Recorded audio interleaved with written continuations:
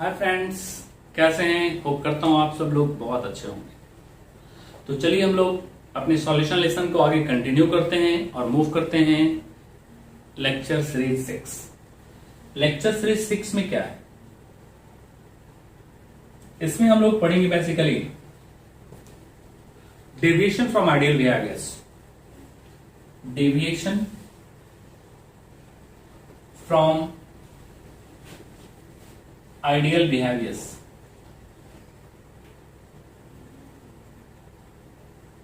Solution ideal behaviour से deviate क्यों होता है, यहां पे हम लोग यही पढ़ेंगे। इसमें दो तरीके का डेविएशन होता है। एक डेविएशन होता है पॉजिटिव डेविएशन और दूसरा डेविएशन होता है नेगेटिव। तो चलिए पहले पॉजिटिव डेविएशन की बात करें। बहुत छोटा सा बेसिक सा इसमें पॉइंट है, आप इसको समझने की कोशिश करो। एग्जांपल से मैं आपको समझाऊंगा, फिर थ्योरी में आपको दिखा दूंगा। लेट अस सपोज मेरे पास यहां पे वाटर है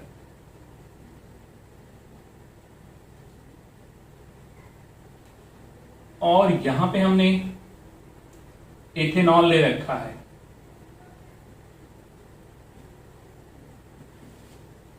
वाटर का दो मॉलिक्यूल के बीच में del positive del negative intermolecular hydrogen bonding होगा। यहां पे डेल पॉजिटिव डेल नेगेटिव के बीच में अगेन इंटरमॉलिक्यूलर हाइड्रोजन बॉन्डिंग होगा। इन दोनों को मिलाता हूं तो मिलाने के बाद मेरे पास सॉल्यूशन बनता है। अब बोलो सॉल्यूट और सॉल्वेंट कौन सा होगा? जो लेस होगा वो सॉल्यूट, जो मोर होगा सॉल्वेंट। सपोज करो इस इंटरेक्शन को हमने कहा कि ये सॉल्यूट इंटरेक्शन है और इस इंटरेक्शन को हमने कहा solvent interaction. But after merging becomes a interaction between water। यहां पे क्या है? Del positive del negative. This interaction is called what? Solute solvent interaction. अब यहां पे मैं आपको एक छोटी सी बात बताना चाह रहा हूं, वो ये कि इस दो मॉलिक्यूल के बीच में बेटर इंटरेक्शन होगा एज कंपेरिजन टू इन दोनों मॉलिक्यूल के बीच में।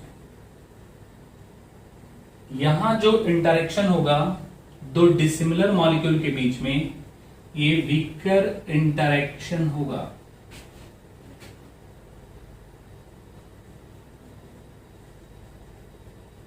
ओके, यहां पे क्या है? दो सिमिलर मॉलिक्यूल के बीच बेटर हाइड्रोजन बॉन्डिंग होता है in comparison to two dissimilar molecule. यहां जो हाइड्रोजन बॉन्डिंग होगा वो वीकर होगा। तो यहीं से हम लोग पॉजिटिव डेविएशन को एक्सप्लेन करेंगे। एक बात क्लियरली, आइडियल बिहेवियर्स कहां होता है? आइडियल बिहेवियर्स उसी केस में होता है जहां पे सॉल्यूट सॉल्वेंट इंटरेक्शन सिमिलर हो, सॉल्यूट सॉल्यूट और सॉल्वेंट सॉल्वेंट। लेकिन यहां पे क्या हुआ? सॉल्यूट सॉल्वेंट इंटरेक्शन वीकर हो गया in comparison to solute solute और सॉल्वेंट सॉल्वेंट। इसके वीकर होने के कारण क्या होगा, अब आप खुद ही बताओ। यदि ये इंटरेक्शन वीकर है तो इस बॉन्ड का रूम टेम्परेचर पे टूटना आसान होगा और इसका रूम टेम्परेचर पे यदि टूटना आसान होगा तो ये ज्यादा वेपर प्रेशर बनाएगा। So we can say that in case of positive deviation, observed vapor pressure is greater than vapor pressure obtained according to Raoult's law।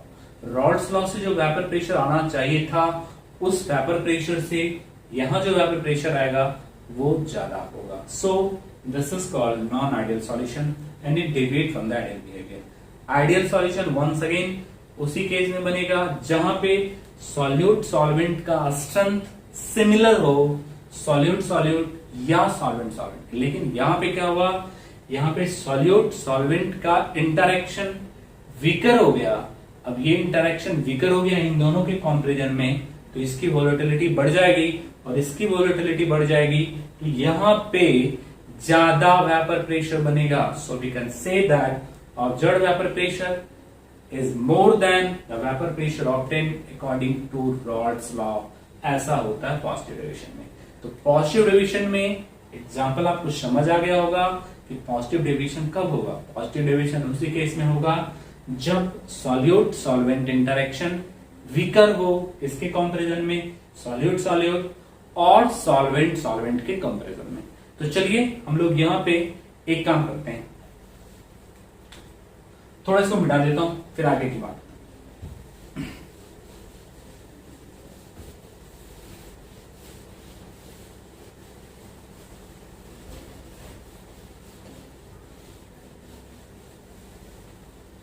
Positive division में हम लोग यहाँ पे 3 पॉइंट्स पढ़ेंगे टोटल। तो कौन कौन से पॉइंट्स पढ़ेंगे फ्रेंड्स? सबसे पहला पॉइंट पढ़ते हैं हम लोग वेपर प्रेशर, फिर enthalpy of solution and del V mixture.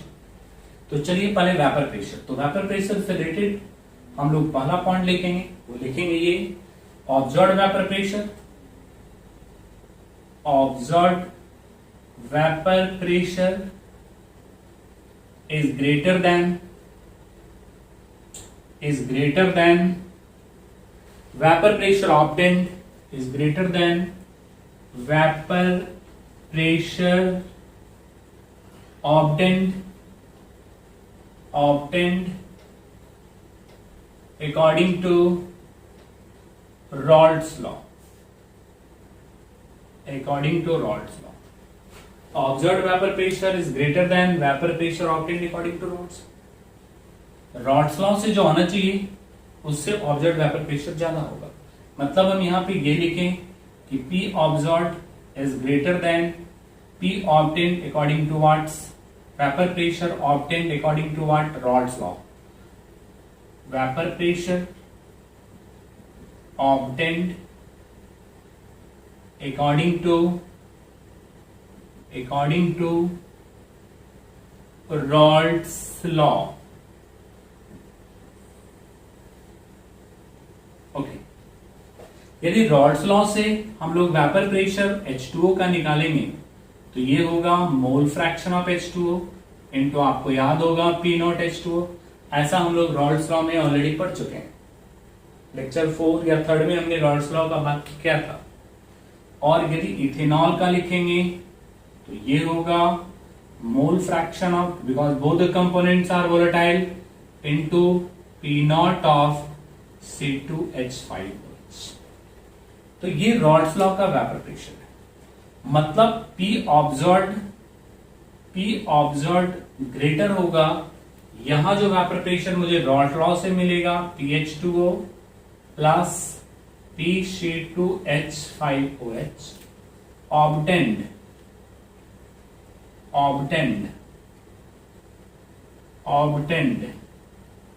according to Raoult's law।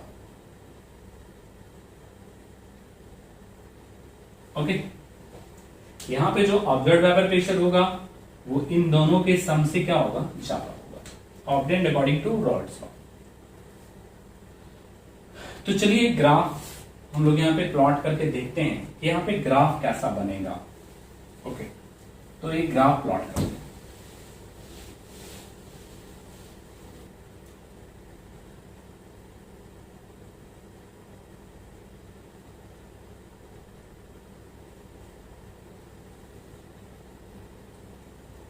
आप भी इसे नोट डाउन कर लें, ज्यादा बेटर रहेगा।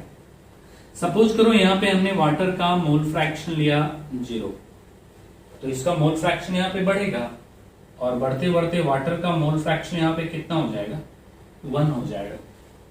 यदि मैं आपसे कहूं कि PH2O equal to P naught of H2O into क्या लिखेंगे, mole fraction of H2O। Maths का स्ट्रेट लाइन का इक्वेशन है y is equals to mx passing through origin. यदि यहां पे हम लोग ग्राफ प्लॉट करना चाहें इन दोनों के बीच में, तो कैसा, इस वाले एक्सिस पे हम लोग लेते हैं वेपर प्रेशर, y एक्सिस पे लेते हैं वेपर प्रेशर। तो यदि हम यहाँ पे इस वाले ग्राफ को प्लॉट करना स्टार्ट करेंगे तो मेरा ग्राफ कैसा बनेगा, वेपर प्रेशर और मोल फ्रैक्शन के बीच कैसा ग्राफ बनेगा, straight line passing through origin, कुछ ऐसा ग्राफ बनेगा। तो ये जो ग्राफ है, ऐसा करता हूं, इसको डॉटेड लाइन से बना,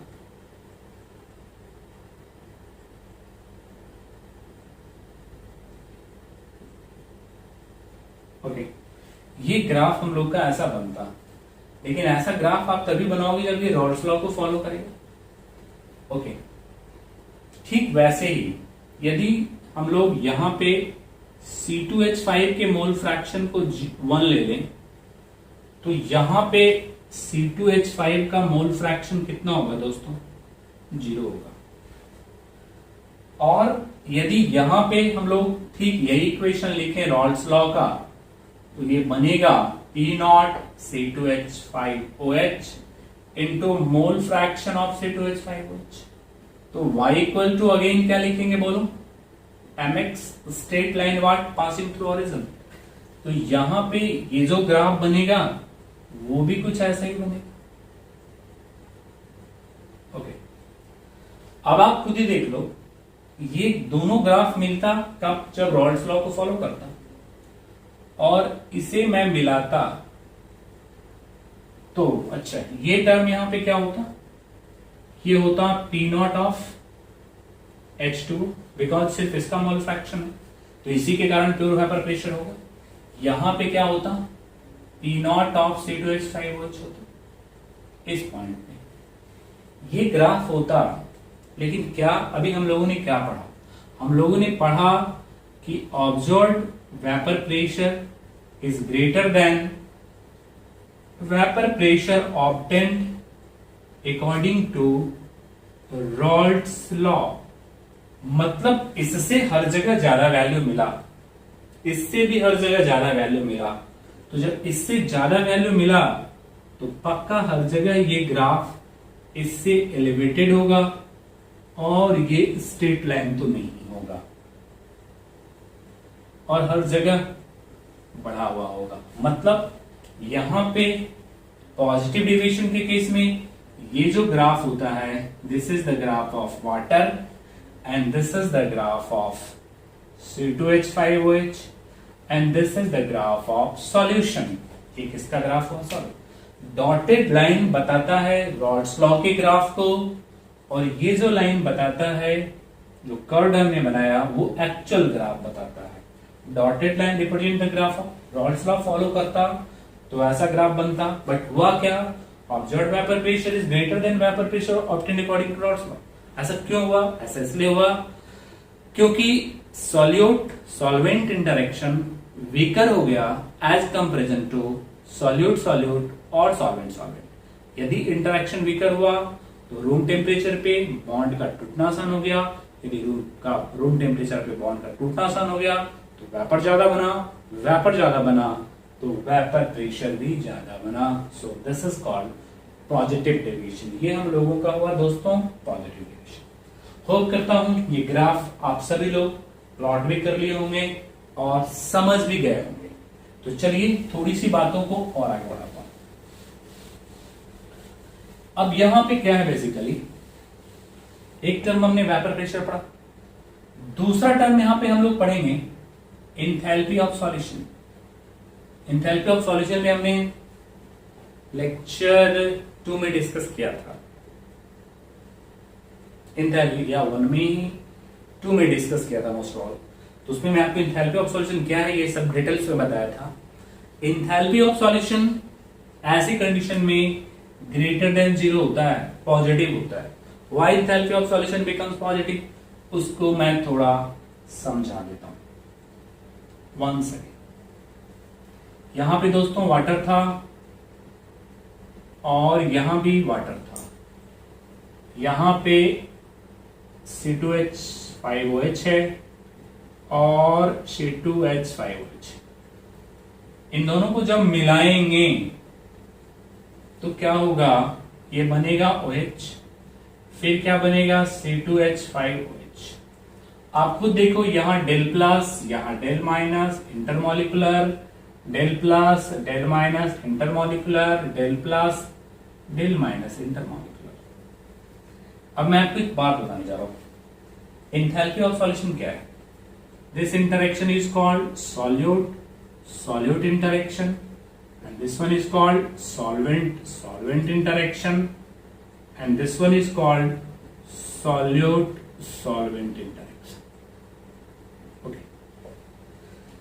देखो, यदि ये इंटरेक्शन वीकर है तो पक्का यहां पे लेस एनर्जी रिलीज होगा,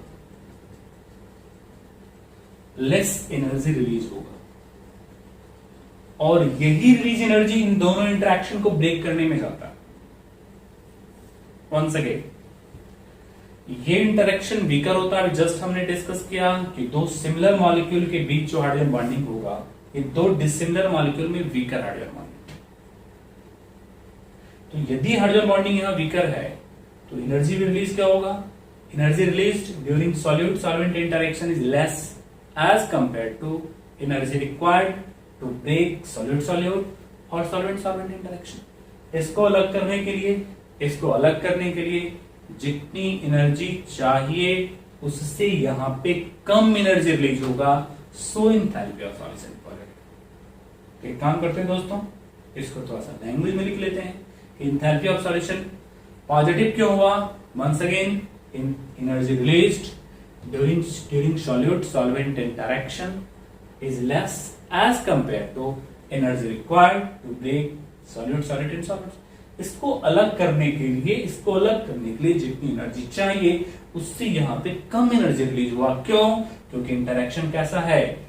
solute solvent interaction clearly weaker है. सारा मामला तो बस इसी पॉइंट का, इसी से हम लोग सब एक्सप्लेन कर लेते हैं. All the terms will be explain by the story. तो चलिए, इस पॉइंट को आप समझ गए होंगे. इसको मैं थोड़ा लैंग्वेज में लिख देता हूं. लैंग्वेज में क्या लिखते हैं? यहां पे लिखते हैं energy released during solute solvent interaction, energy released during solute solvent interaction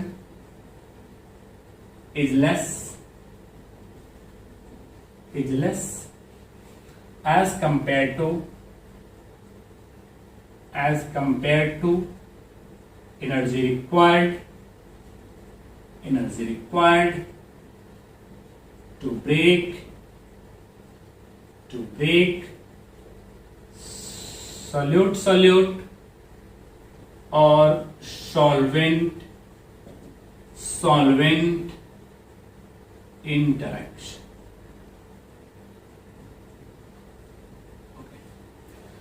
पहला पॉइंट आपको वेपर प्रेशर बताना है कि observed vapour pressure is greater than vapour pressure obtained according to Raoult's law. Second point बताना है enthalpy of solution is greater than 0. इन positive होगा. Enthalpy of solution endothermic होगा, मतलब बाहर से एनर्जी चाहिए इस प्रोसेस को पूरा कराने के लिए. चलिए, नेक्स्ट है हम लोग का डेल्वी मिक्सिंग. डेल्वी मिक्सिंग भी पॉजिटिव होगा. Change in volume after mixing, it also becomes positive. ये भी पॉजिटिव होगा. क्यों? इससे भी मैं समझता हूं इस तरह से, ये वाटर वाटर का इंटरेक्शन है दोस्तों. अभी डिस्कस किया del plus del minus, intermolecular hydrogen bonding, solid solid interaction. यहां पे हमने क्या लिया? CH3 CH2OH. यहां पे क्या लिया? CH3 CH2OH. यहां है डेल नेगेटिव, यहां है डेल पॉजिटिव. आप खुद ही देखो, this interaction is called what? Solute solute interaction, and this one is called what? Solvent solvent interaction. दोनों को मिला दें, क्या होगा मिलाने के? इन दोनों को मर्ज करने के बाद कैसा इंटरेक्शन बनता था? Weaker. Del plus del minus, ये वीकर.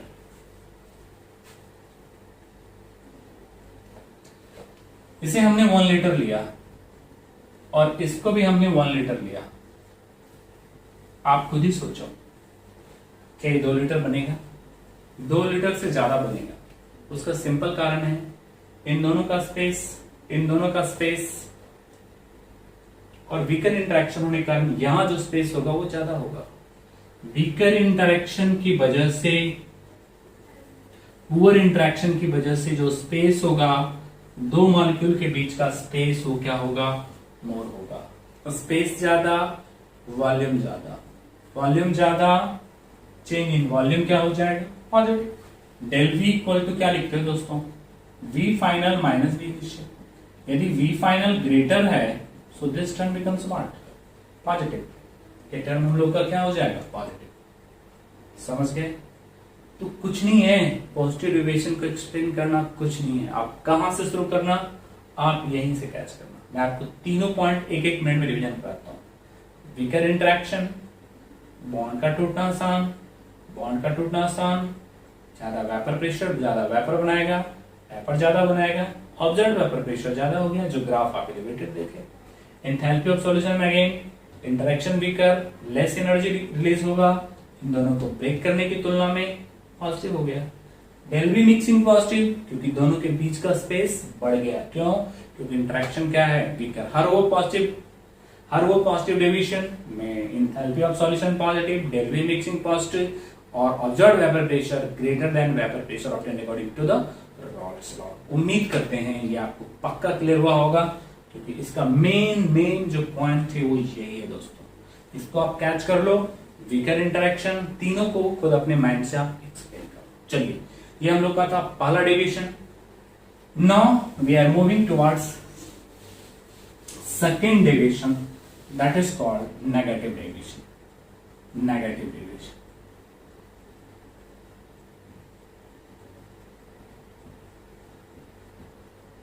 नेगेटिव डेविएशन में क्या होता है, इसको भी एग्जांपल से समझते हैं हम लोग। सपोज करो मेरे पास यहां पे एसीटोन है। Do you know this is acetone. Acetone का एक मॉलिक्यूल और एसीटोन का दूसरा मॉलिक्यूल के बीच कैसा इंटरेक्शन होगा, डेल नेगेटिव, डेल पॉजिटिव, बहुत पुअर इंटरेक्शन होगा, डायपोल डायपोल इंटरेक्शन होगा, और बहुत ही पुअर इंटरेक्शन होगा। दूसरा यहां पे लेता हूं क्लोरोफॉर्म।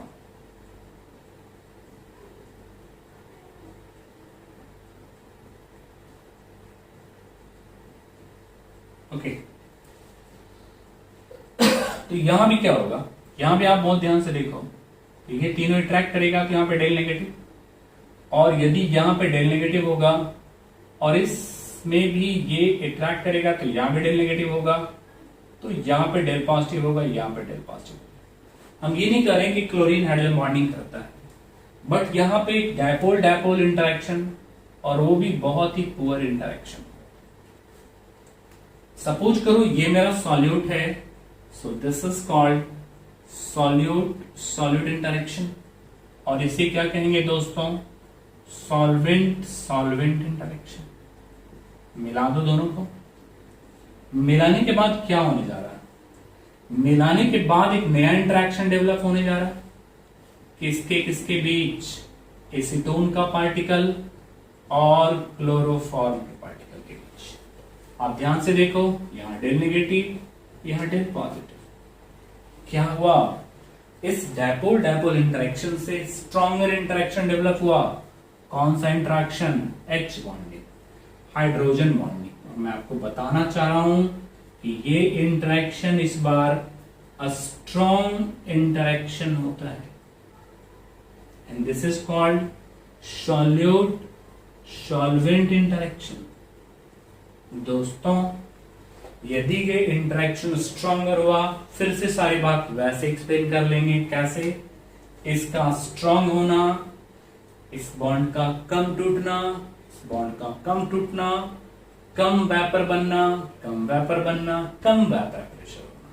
तो क्या कहेंगे इस केस में, इस केस में कहेंगे observed vapour pressure is less than vapour pressure obtained according to Raoult's law. वो आपको साफ क्लियर दिख रहा होगा, मतलब सारा मामला यहीं पे है। ये इंटरेक्शन कैसा, थिकर होने से बढ़ जाता है, स्ट्रॉन्गर होने से घट जाता है वेपर प्रेशर। तो चलिए यहां भी तीन टर्म एक्सप्लेन करेंगे, vapour pressure, enthalpy of solution and del V reaction. तो चलिए सबसे पहले हम लोग वेपर प्रेशर की बात करेंगे। तो अभी आप देख लिए क्या हुआ इस केस में, वेपर प्रेशर के केस में वेपर प्रेशर के केस में हुआ observed vapour pressure is less than observed vapor pressure is less than vapor pressure obtained according to Raoult's law. Observe vapour pressure less होता है रॉल्ट्स लॉ के vapour pressure के according. Observe vapour pressure is less than vapour pressure obtained according to Raoult's. Means क्या हुआ? Means ये हुआ कि observe vapour pressure is less than vapour pressure obtained according to Raoult's law. Vapour pressure obtained according to Raoult's law. Okay friends, यदि मान लो ये दोनों law को फॉलो करता तो क्या होता? Partial vapour pressure of chloroform बराबर mole fraction of chloroform into P nought of chloroform. यदि एसीटोन की बात करें तो एसीटोन में क्या होता है? दिस वाज द एसीटोन, तो क्या लिखेंगे बोलो? मोल फ्रैक्शन ऑफ एसीटोन इनटू क्या लिखेंगे? इसको ऐसा करो, फॉर्मूले की फॉर्म में लिख लो. ये बन जाएगा तुम्हारा C3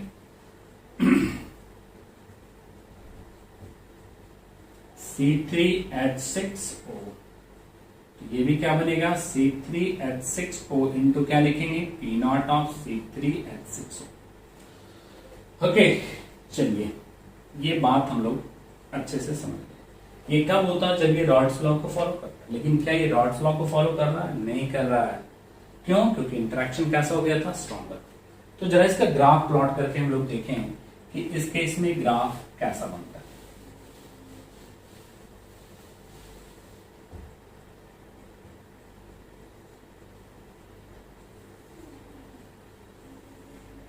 ये मान लो कि क्लोरोफॉर्म है, इसकी मोल फ्रैक्शन को 0 माना, तो बढ़ते बढ़ते इसका मोल फ्रैक्शन कितना हो जाएगा? That becomes 1. यदि ये रॉल्ट्स लॉ को फॉलो करे तो कैसा इक्वेशन बनेगा? y equal to what? mx. नहीं, तो ऐसे कंडीशन में यदि स्ट्रेट लाइन को फॉलो करे तो ग्राफ कैसे बनना चाहिए? And that point is called what? P naught of CHCl3. Okay, दूसरा, मेरे पास एसीटोन था. यदि हमने एसीटोन के मोल फ्रैक्शन को यहां पे 1 लिया तो यहां पे एसीटोन का मोल फ्रैक्शन कितना होगा? 0 हो जाएगा. यदि ये इस इक्वेशन को भी लिखेंगे तो अगेन क्या होगा? y equals to mx. Same.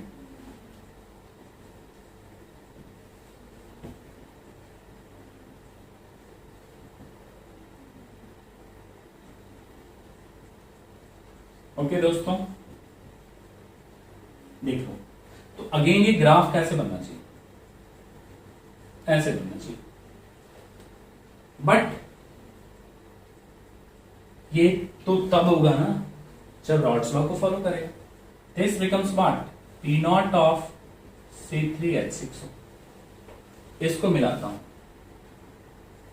This becomes the solution का हो. तो लेकिन हो क्या रहा है? आप देख रहे हो स्ट्रॉन्गर इंटरेक्शन होने के कारण हर जगह वेपर प्रेशर घट रहा है, कम हो रहा है. तो जब कम होगा तो जो ग्राफ होगा इस लाइन से हमेशा कम ही प्रेशर होगा. ऑलवेज लेस, हर पॉइंट पे लेस. यदि हर पॉइंट पे लेस है, लेस है, लेस है, लेस है, लेस है, तो ऐसा बनेगा, ऐसा बनेगा. हर पॉइंट पे कम है. This becomes the vapour pressure of solution and this becomes the vapor pressure of chloroform and this become the vapor pressure of acetone. ये एसीटोन का वेपर प्रेशर. होप करता हूं आपको नेगेटिव डेविएशन बहुत अच्छे से क्लियर हुआ होगा, क्योंकि जो क्लियर होने का पॉइंट है वो बस वही है, सॉल्यूट सॉल्वेंट इंटरेक्शन. वो स्ट्रॉन्गर है इस केस में, इसलिए हर जगह वेपर प्रेशर कम है, कम है, कम है, कम है. यहां भी लेस है, लेस है, लेस है. क्लियर हो गया। चलिए वेरी नाइस। दूसरा टर्म यहां पे मुझे एक्सप्लेन करना है, and the term is enthalpy of solution must be negative, less than 0। Enthalpy of solution क्या होना चाहिए इस बार? Negative, exothermic. कैसे? सेम प्रोसेस से समझते हैं। होप करता हूं कि आप बहुत अच्छे से समझ जाए। कैसे? देखो कैसे समझ जाएंगे। ये था क्लोरोफॉर्म, ये भी था क्लोरोफॉर्म, और ये था एसीटोन। अब जब दोनों को मिलाया था तो क्या हुआ था? हुआ था यहां पे कुछ ऐसा, CHCl, और ये मेरा एसीटोन का पार्टिकल था।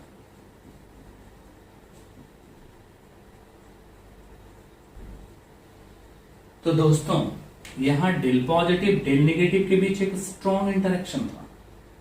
यहां तो चलो ठीक है, पुअर इंटरेक्शन था, लेकिन यहां पे इंटरेक्शन कैसा था? स्ट्रॉन्गर।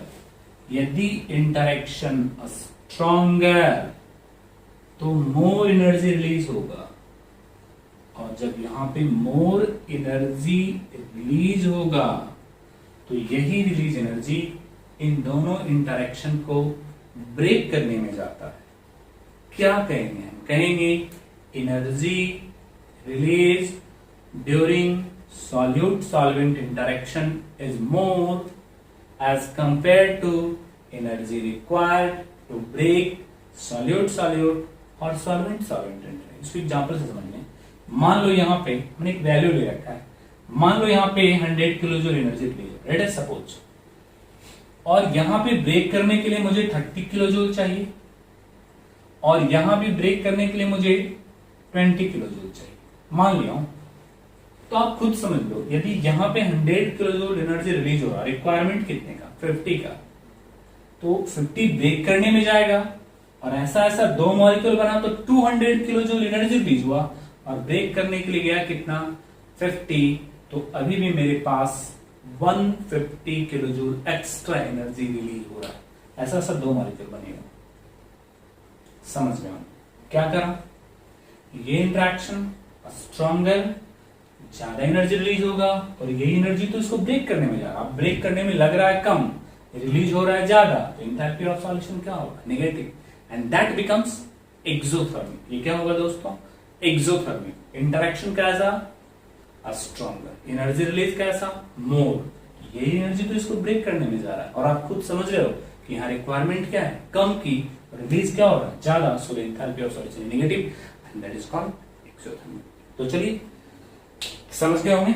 अब इसमें मैं आपको क्या करता हूं, लिख देता हूं थोड़ा लैंग्वेज में, व्हाई दिस इज नेगेटिव। तो यहां पे हम लोग लिखेंगे एनर्जी रिलीज्ड,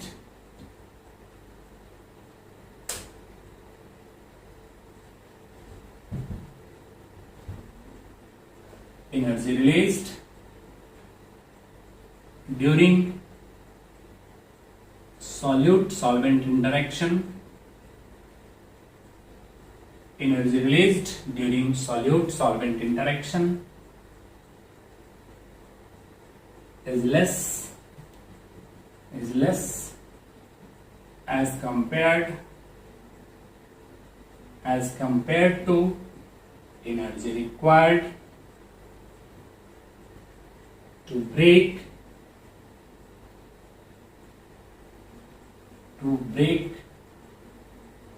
solute और solvent। ओके दोस्तों, होप करता हूं आप सभी लोग ये समझ गए। तो चलिए एक और टर्म है, डेल्वी मिक्सिंग का क्या होगा? डेल्वी मिक्सिंग नेगेटिव होगा। मतलब एक बात हम लोग कहें तो ज्यादा अच्छा है, पॉजिटिव डेविएशन में हर टर्म्स पॉजिटिव, नेगेटिव डेविएशन में हर टर्म्स नेगेटिव। देखिए ये नेगेटिव क्यों हुआ? सेम रीजन मैं आपको यहां भी बताऊंगा और आप समझ गए होंगे। ये क्लोरोफॉर्म है, ये क्लोरोफॉर्म है। सपोज करो इसके बीच का अभी जो सेपरेशन है वो इतना सेपरेशन है, और ये एसीटोन है, इसके बीच का भी इतना सेपरेशन।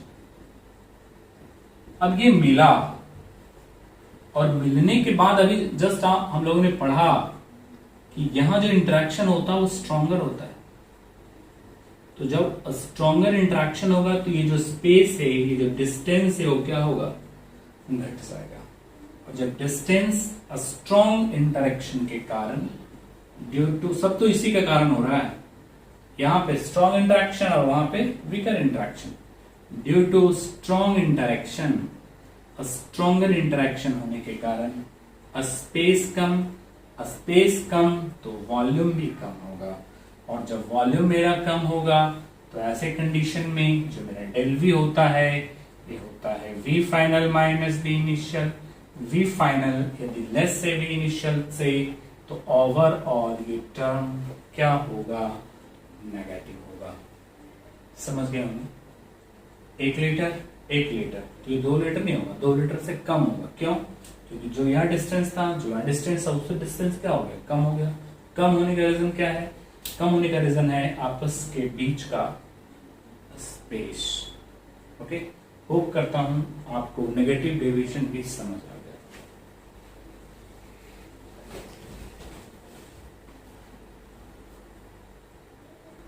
ओके फ्रेंड्स, इसके बाद हम लोग को पढ़ना होता है एजियोट्रॉपिक। छोटा टॉपिक एजियोट्रॉपिक है, स्टार्ट करेंगे। उससे पहले मैं आपको एक इंपॉर्टेंट बात बता दूं।